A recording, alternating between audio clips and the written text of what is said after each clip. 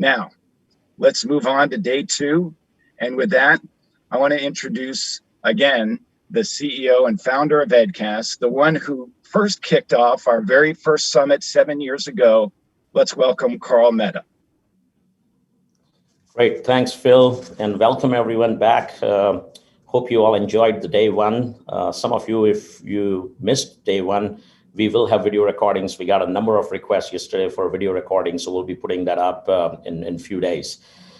As much as I would have loved to have you all here, and we miss meeting in person, I must say that this digital way of working and digital conference has some positive upside, and that upside is that just the number of people that we are able to bring together, and we are all able to interact from all around the world.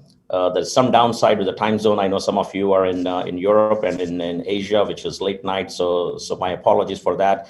But we try to accommodate as many different time zones. And yesterday, after the sessions, I was able to interact with so many of you over the chat, so which I would otherwise not be able to do with so many people, even in physical settings. So I think this digital and hybrid way of working does have some positives. Now, reflecting back on yesterday, there are three themes that really stood out. Number one, when we heard Michael Moe and Josh Bersin, it is very clear that we are in a golden era of hyper growth and innovation. We saw a number of data points, number of stories, trends, mega trends, and all that was pointing to one thing, which is very conclusive, which is we are in an absolute golden era of hyper growth and innovation. And this is not a 1 year spike as much as, this could be 2021 is an inflection point. But what I can see from everything that we are seeing is that for the next few decades, this hyper growth and this innovation will continue. So that's point number one, which was very, very impactful. The second big theme that stood out was about all this great adoption stories and the impact that we are making in millions of people. We saw the next billion users, the NBU that every major internet company wants to get to. It is our industry and our community here in workforce development and capability development where we have already found the NBU, the next billion users. We saw almost more than 500 million users just by the governments. They're all lining up for getting upskilled and reskilled. So this is really our core purpose. When I look back and when I speak with our own EdCasters, one of the things that, our core purpose, that why are we even waking up every day and so excited about working? It's because this industry, our industry, gives us this very unique ability to make a difference, to make an impact in everybody's life. Because when we are doing this skilling and learning, this career mobility, we are bringing more opportunities to people. We are bringing them more wealth. We are putting more food on the table for the families. And we are making a huge difference in the world. That's the best way that we can make an impact into millions and billions of people. And it's not just about, the organizations and the governments.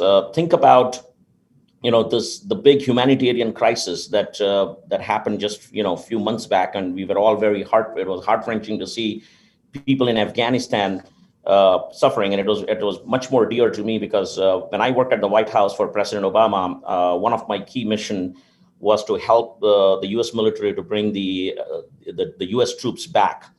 And we worked on a number of initiatives, including training about locals, how to train them so that they can be recruited into the local police as well as the local army.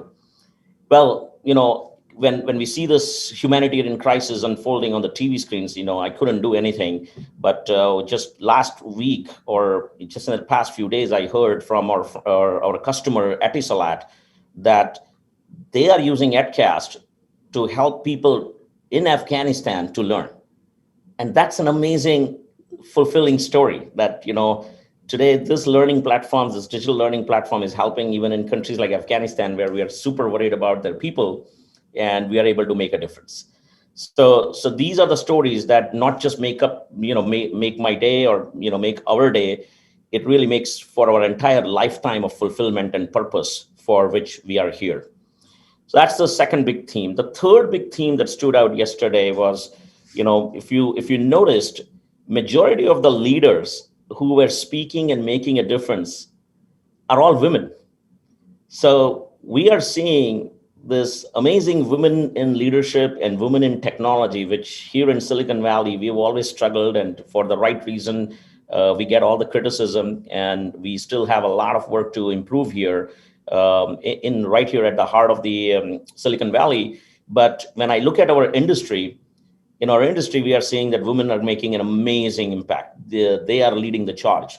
And we saw amazing women leaders yesterday doing some very, very impactful global work. So we want to continue that path. And one of the initiatives that we've done in our Spark platform is we've created a group and a channel for WIL, Women in Leadership, and WIT, which is Women in Technology. Actually, the acronym makes sense. The woman has the will, more will probably than men, and WIT, more wit than men. So we need both the will and the wit to make this happen.